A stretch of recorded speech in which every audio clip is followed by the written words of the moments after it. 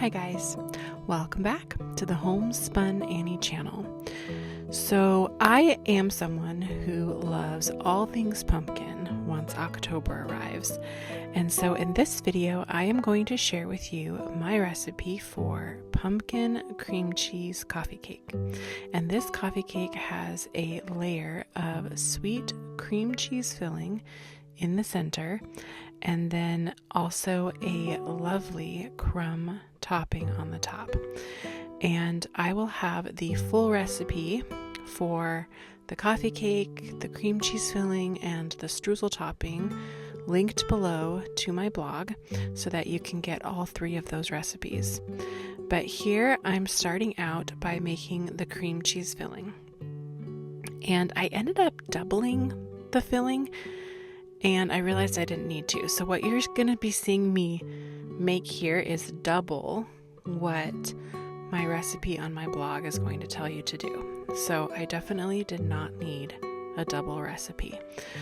But if you're not going to make it double, you're going to do 8 ounces of room temperature cream cheese. You want to make sure that it's room temperature, otherwise it is not going to blend together well with the rest of the ingredients, and it's going to be really lumpy. It will still be edible, but it definitely isn't as nice if it's not nice and smooth. So make sure your cream cheese is room temperature. And you're going to add 1 egg and then half a cup of powdered sugar and the zest of 1 lemon. Now here, like I said, in this video, I'm doubling the recipe, so everything you see me doing is doubling. But anyway, you're also going to add in 1 teaspoon of vanilla, and the lemon zest is optional. You don't have to add the lemon zest. I just think it adds a lightness, I guess that's how I would describe it, to the cream cheese filling. It just, I don't know, it just makes it that much better. There's not like an obvious overt lemon flavor, but it just really, I don't know, it helps. So I will always add the lemon zest, but like I said, it's completely optional. And then right before I started blending this all together, I realized I forgot to add in the flour. So you're going to want to add in 2 tablespoons of flour to this as well. And I just threw this all into the blender. I didn't blend anything together first. I just threw it all in and then started blending. When I kind of realized, it probably would have been better for me to maybe whisk together the cream cheese and possibly the sugar together first, or do the egg and the cream cheese together first, then add the other ingredients. But really, in the end, I don't think it mattered. It all came together just fine. So yeah, I literally just threw it all in the bowl and started blending until it was nice and creamy. And then from here, I just scooped this into a bowl and set it aside because I'm going to get started on the streusel topping next. So I just wanted to prep my cream cheese filling and the streusel topping first. That way they would be all ready to go once the coffee cake batter was done. And there you can see I do have my cup of coffee handy in my Burley Pottery breakfast cup from all the way from England. So yes, always make sure when you're baking to have your favorite cup of coffee or tea close by. I just think it makes it so much more lovely. Anyway, so here I'm just cleaning up the bowl, getting it ready for the next portion of baking. And so here I'm making the streusel topping. For the streusel topping, it was 1 1¼ cups of all-purpose flour, and then I did half a cup of packed light brown sugar, and then I believe that was 1/3 of a cup of white sugar, and then a half a teaspoon, or was that 1/4 teaspoon? Oh my goodness, you guys are gonna have to go look at my you're gonna have to go look at my blog for the recipe. I think that was a 1/4 teaspoon of salt. Yes, it was a 1/4 teaspoon of salt.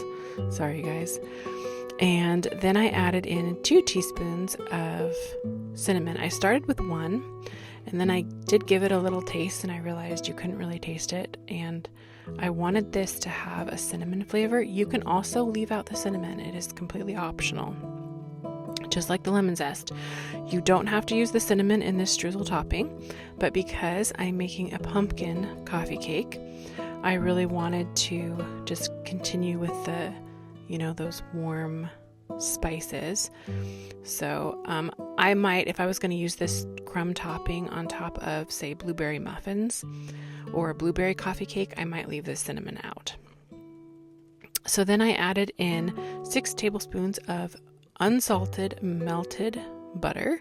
If you use salted butter, then maybe don't add any salt. But melted, you don't want it scalding hot when you put it in. Warm is fine. And then just mix that all together. I usually start with a spoon, but then I end up using my hands just so I can get it into nice crumbly pieces. And then I set that aside and started on the pumpkin coffee cake batter.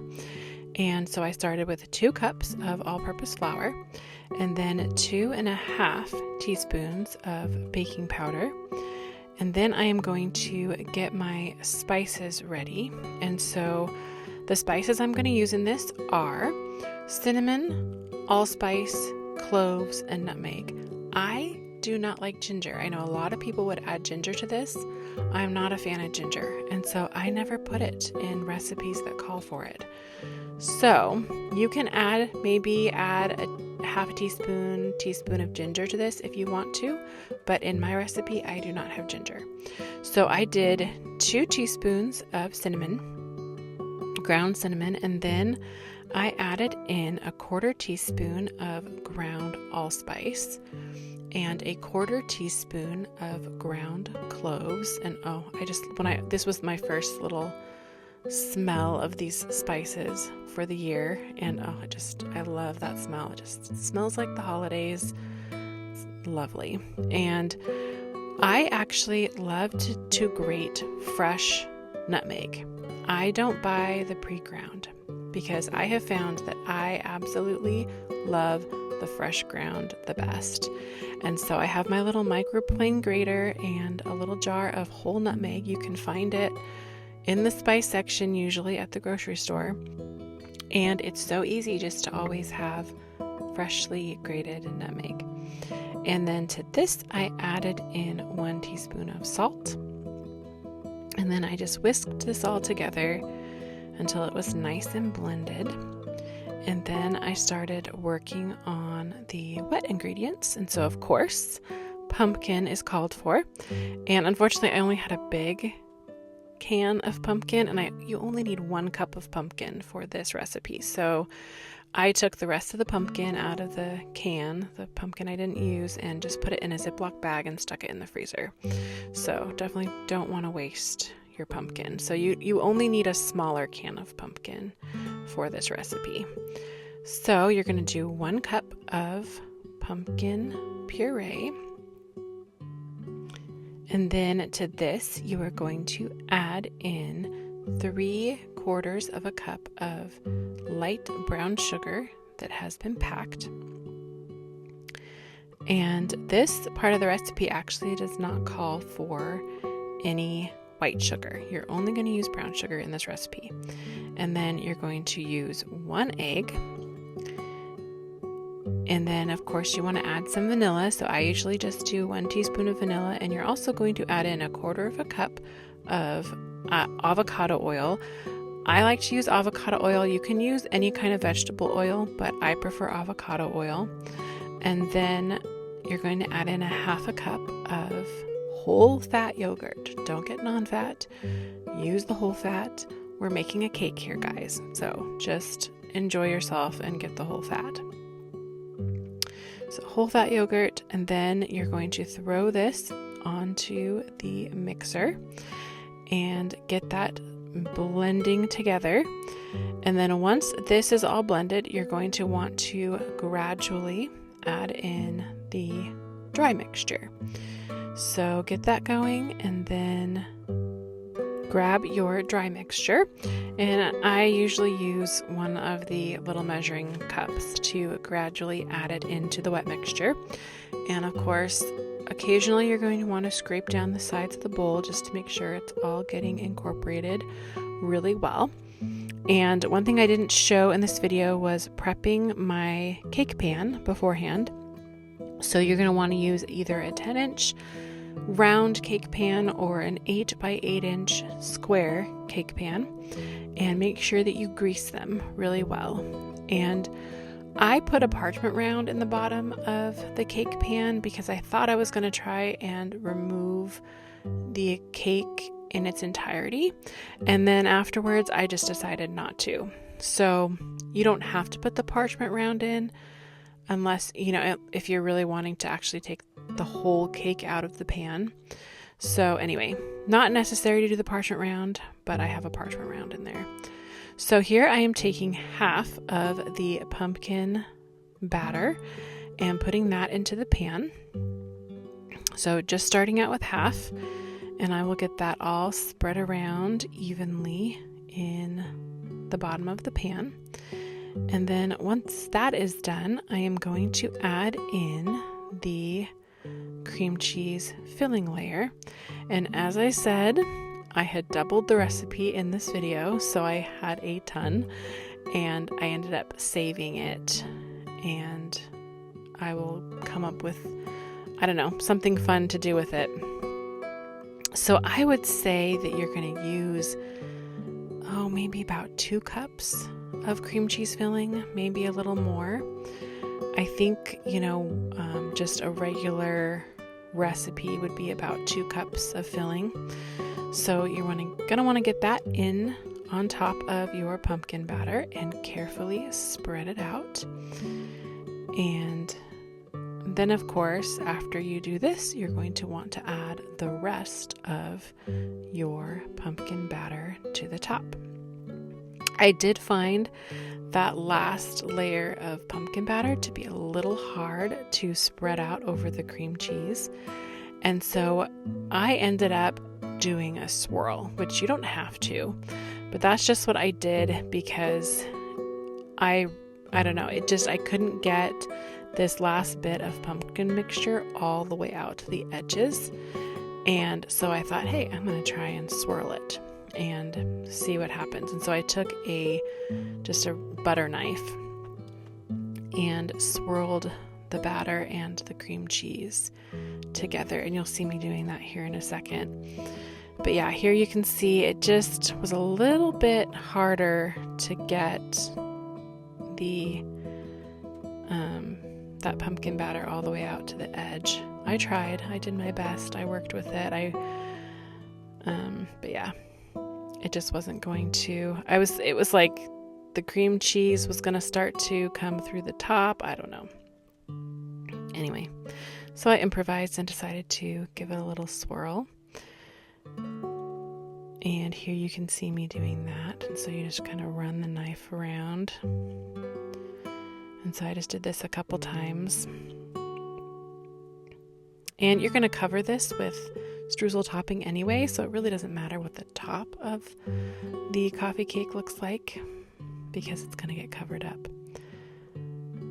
But yeah, I just gave it a little swirl. Sometimes that's really fun to do. And when you do this, you do want to make sure you go all the way down to the bottom of the pan.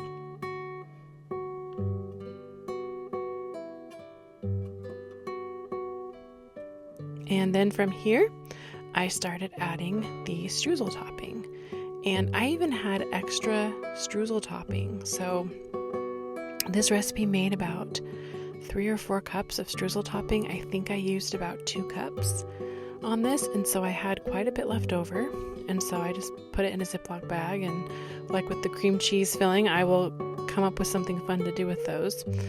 But yeah, so about 2 cups will go on top of the coffee cake, and then you're going to put this into a preheated 350 degree oven for about 50 to 60 minutes.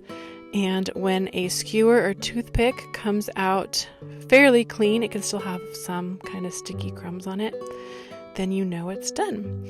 And so here I am. I'm going to cut a slice so that I can show you guys. And that first slice, when you're cutting a pie or a cake, especially if it's still in the pan, is a little squirrely and never comes out quite right. So you're going to see me here. I'm taking the first slice out and it just did not look very pretty. So I went ahead and pulled out a second slice so that you guys could see a nice pretty slice. Plus I had to take pictures for the blog. So here you can see me getting the second piece out a little bit easier than the first piece. But as I said before, I will have the recipe for the coffee cake and the cream cheese filling and the streusel topping all over on my blog, homespunannie.com. I will also have them linked below in the description box. So if you enjoyed this video, please give it a like, subscribe to my channel if you haven't already, and I will talk to you guys in the next video.